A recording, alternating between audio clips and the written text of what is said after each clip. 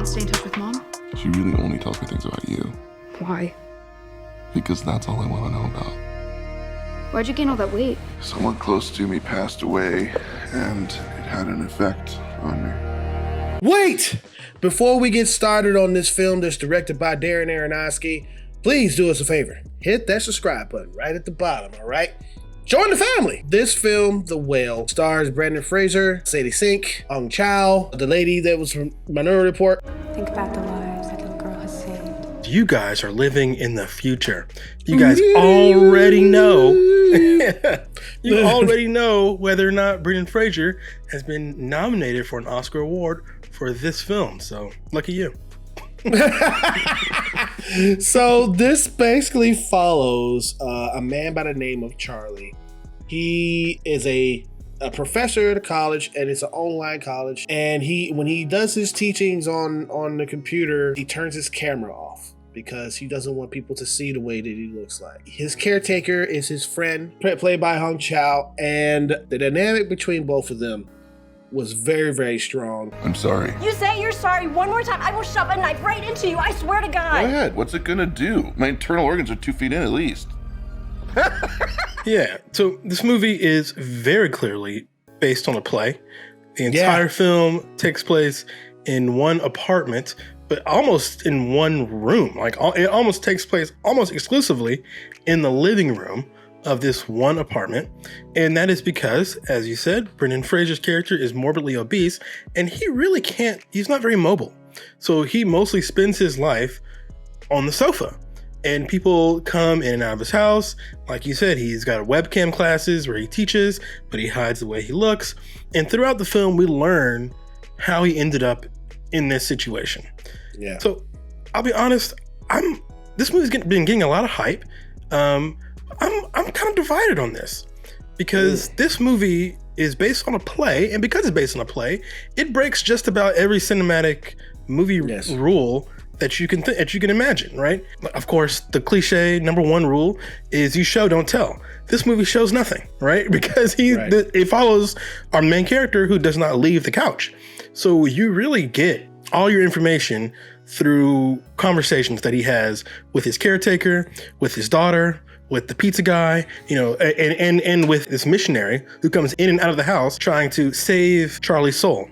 And so because of that, you get really strange dialogue here where they're like, you remember that time where you went to the beach with your ex-boyfriend, the one that you left your wife for? So you get a lot of weird, like ham-fisted dialogue, which I found difficult. I found myself cringing at some of that stuff. I'm like, oh, but then I'm like, okay, Devin, remember, this is a play. This is a play. But isn't the director's job and writer's job to take it from the play and make it feel like a film? Yeah, but they didn't do that. Yeah, and there's some weird choices by Darren Aronofsky because the film is not in 16:9; it's in 5:4. So yes, it is. This is an interesting choice because Brendan Fraser's character, who is so big, he just fills up the screen, right? Like, it makes him look bigger. It also makes everyone stand closer to one another. So it makes a lot of the conversation seem more intimate. So I'm not against that choice. I just wish the movie was more like, I don't know, cinematic, more movie-like. You know what I'm saying? Because with that aspect ratio, it's really meant to put a focal point and wants to make its audience see something more direct. But you're asking your question, like when you're watching it, like, but what am I looking at?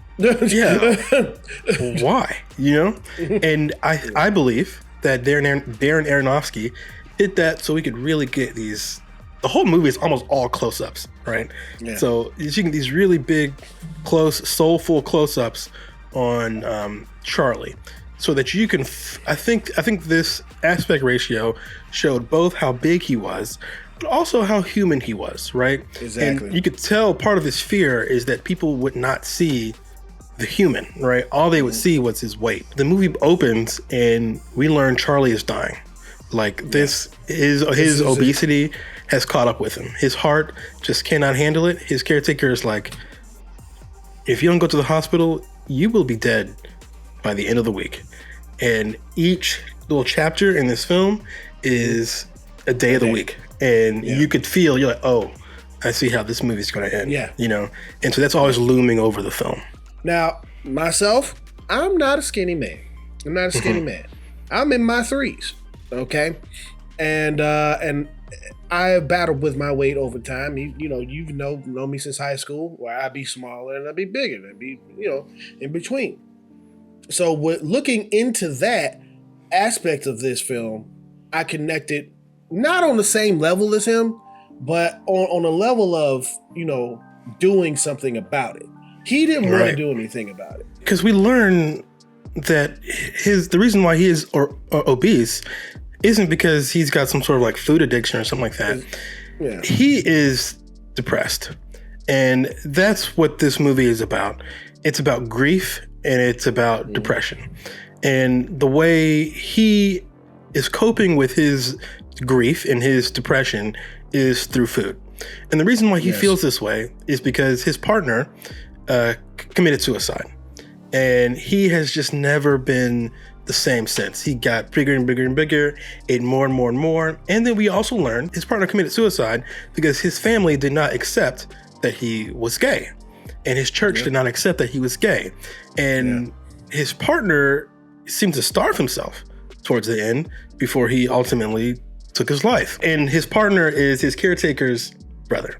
So everyone in this film is dealing with loss, dealing with grief, and they're all trying to figure out different ways to cope with it. We learned that Charlie was married at one point, and he left that marriage to be with his partner, and his wife, she's dealing with that through alcohol. His daughter is dealing with not having a father in her life through, well, she's trying to figure it out, man. She acting out. She's going crazy, right? Yeah. And so everyone here is dealing with something, but which I liked that a lot. They made everyone feel very human, and in particularly Charlie. It wasn't that he's got some sort of terrible personality flaw. It wasn't that he just loves Snicker bars, some bullshit like they always do in movies, right? He is going through some really terrible stuff. He even, was just thinking about like, should I just drift away like this? Should I eat this candy bar that's in this drawer or not? Because he's fighting with it. You know, it's a battle. Depression is a battle that goes on inside someone's head daily. So, and I like the way they portrayed his depression, right? He was always very enthusiastic, which drove his ex-wife crazy. She's like, you're still doing that optimistic thing, even though the world around you is falling apart and you are literally dying right in front of my eyes, you're still very optimistic, right? So his depression manifested differently than, say, his partners did, right? Because his partner, everyone knew that he was at risk of killing himself. When you told me you were going to go through The Last of Us 2 and play it again, what's the first thing I said to you? You were like, I'm not going to do that because it's depressing. It's depressing and dreadful. I said, and with this film, it is depressing and it is dreadful because the stuff that you see Charlie do to cope with his depression, it makes you feel horrible. It's like, I can't watch this film again. I think part of being an adult is there's always reasons to be upset, right? There's always reasons to be upset, and you always have to like fight through it. You understand the world view. You understand the world view so much more when you're older, where it's like, this could be adulting is hard. Everyone says it's hard, man. And everyone kind of falls back on something to make them feel better. And for Charlie, man, it was food. Charlie's caretaker, who works at a hospital, I believe she works at a hospital. Yeah, she smokes. Right? She clearly just like chain smoking. You know what I'm saying? So not everybody is like the pillar of health. Not everyone has it all together, which I think is very good and very realistic. And not only is she a smoker, she is enabling him. She is his crutch because she sees that she knows he's about to die. And she's like going getting him 3 meatball sandwiches and stuff all the time. With extra cheese. Dreadful, dude. Charlie's dying, but he's still working. He knows he's dying. He's not actively trying to stop himself from dying. He says no to hospitals, and he is still working. He's working his ass off. And the first question you ask is like, why? And we learn that he's working and essentially hoarding his money so he can give it to his daughter. And his daughter, who's played by Sadie Sink from Stranger Things fame. How long is she gonna play children? She's like 20 something, you know. But here she is again. She's like playing a 17-year-old. She just turned 21. She's playing 16. Oh my gosh. Yeah. She's 16. I mean, she has the face for it now, but 5 years from now, she need to go and get a. She's acting out, and she seems like the last person on earth who deserves all this money that Charlie is essentially hoarding and hiding from everyone, even himself. He could have used this money to save his life, but he's uninterested in that. He has more or less dedicated his life into trying to make sure his daughter grows up better than he did. And I thought that was also very powerful. Yeah, that was very powerful. Now, speaking of Sadie Sink, she's an asshole. Yep, mm-hmm. By the end of this film, we all know that Charlie is gonna die. Mm-hmm. And it ramps up in speed, you know, with the emotion, with this whole thing about this essay that his favorite essay that he just loved to read anytime he gets stressed out and his heart gets pumping. And we find out by the end of the film that it's her essay that she wrote when she was like younger. It's so weird the way that he passes away. He levitates. But that was symbolic, right? He didn't actually levitate. Yeah, it's like, I don't know, it just felt weird. Yeah. And it happened so quickly, and it went straight to end credit scene. I'm like, I'm doing this. What? Oh, yeah. Yeah. And so this is the film's strength. It ends on its best scene. Its best scene happens, and it ends abruptly. Credits. There's no resolution, nothing. It ends at the top, at the climax of the film, because usually there's a little cool down afterwards, right? A little resolution. Ain't no cool down right there. The only cool down is me wiping my tears. Right. Which I think leaves you with a taste in your mouth, about the film. I'll say it left me with a taste in my mouth about the film, that it was better than it was. Because I distinctly remember being bored in this film. I remember tapping my foot. I remember thinking, well, I wish something more would happen here, you know, in this film. Are we ever going to leave the living room? So I had issues with the film. And ironically, if it wasn't for that last scene, I think I would have hated this film. Yeah. But it actually came together in a very good and like climactic, emotional way at the very end. Now, don't get me confused though. I do enjoy the ending. Okay, I enjoy the ending and how you know how powerful it was. It got my tears going and everything like that. I just said it just looked awkward. You know, it just looks awkward. The feeling is all there. You know, of it being like that, because it was just like, huh? What? Okay, is that it? So let's talk about the thing everybody really wants to talk about, and that's Brendan Fraser. Like I said, he may or may not be nominated for an Oscar right now at this moment. I don't know, but you do. You do. And I'm going to ask you, Tyrone, what do you think about his performance? Do you think he deserves an Oscar nom? I think he deserves an Oscar nom, but I think that his caretaker deserves an Oscar nom more than him. I agree with that. I thought, so last week we talked about the man in the iron mask and how I thought Leonardo DiCaprio goes like, he makes his big faces, and everyone loves that, you know, these big dramatic, you know, and the Oscars are just like beating off in the background, you know, because they love that stuff. But Brendan Fraser, he essentially has the Leonardo DiCaprio role in this film, but I think he plays it more soulfully than you would expect him to, right? He when he's really upset, it's not big, dramatic upset. A little bit at the end, but usually it's a lot more contained. He actually, when he's really upset, he starts apologizing. He's like, I'm sorry about that. I'm sorry, you know? And so to me, I liked it a lot. And I thought there was a lot of subtlety in here that is sometimes missing from these roles where you're layered in pounds of like CGI effects and practical effects and makeup. Yeah. You know, he actually still remained very, very subtle. But the most, as you said, the most subtle and more interesting performance for me was his caretaker. She deserves, hopefully she's got one by now, hopefully, who knows? If she didn't, she got snubbed. But she deserves a supporting actress nomination. because there's a scene in the film where she gives Charlie a sandwich, a meatball sandwich. And she turns around and washes the dishes, and Charlie starts to choke. And she panics and, pounds him on the back until it comes out. And her reaction, I felt it was very natural, where she was like, F you, Charlie, you almost died in front of me. And she was very sad and very upset about that. She was bawling her eyes out because it's like she already went through with this with her brother. Yeah, exactly. She does not want to go through losing someone else she cares about. And she didn't say any of that, but you understood it. That is, to me, really good acting, where you can understand through an actor's facial expression all of that, right? As a matter of fact, most of the stuff about her brother at that point wasn't even explained. You know what I mean? So, so that's something you put on later.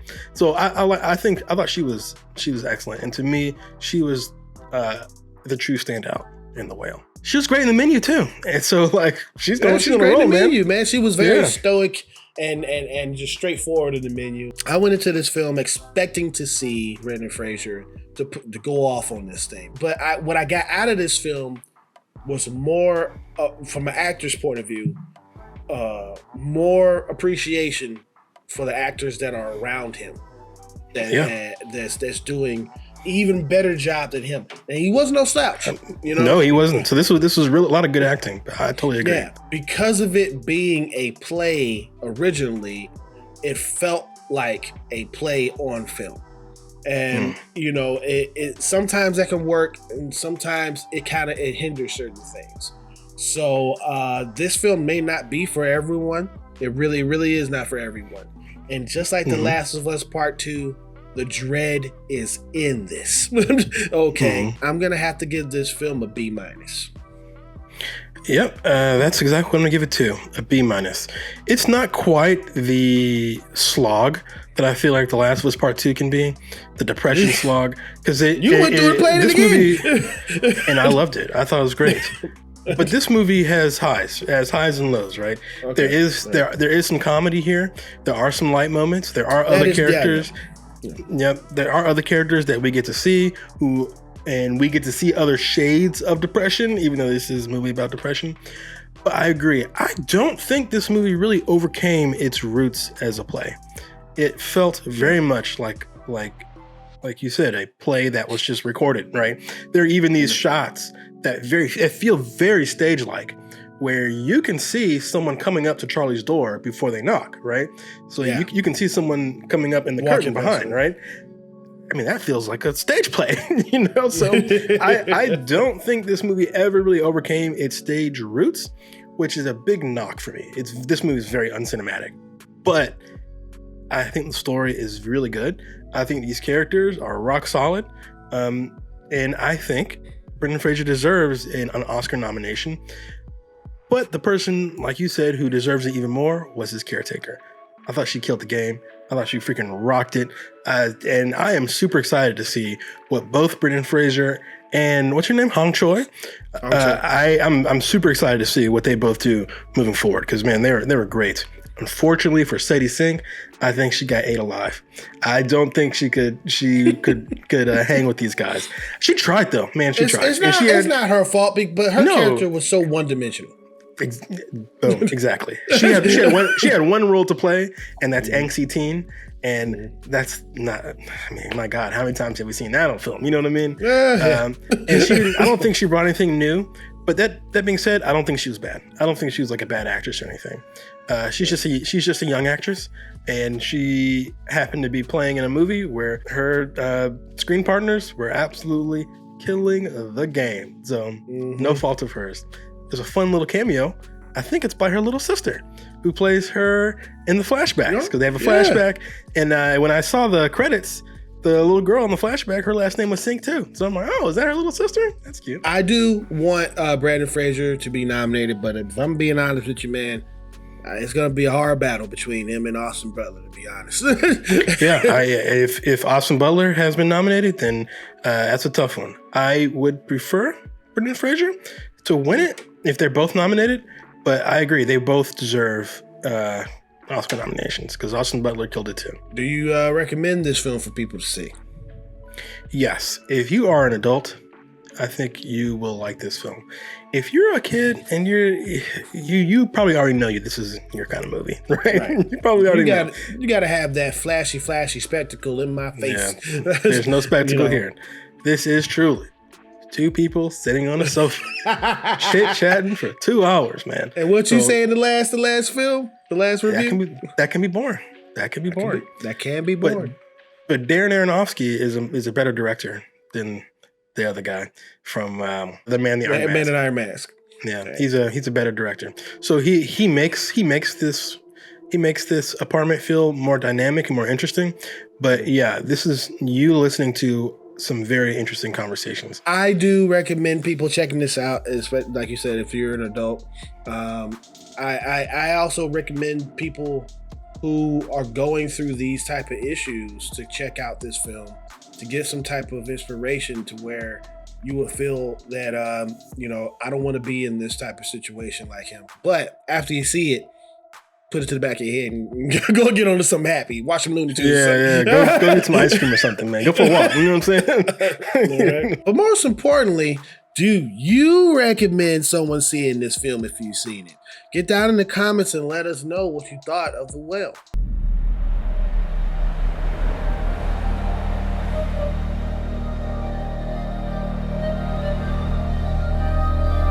Hey, thank you very much for clicking on this video. Our subscriber count has been going up.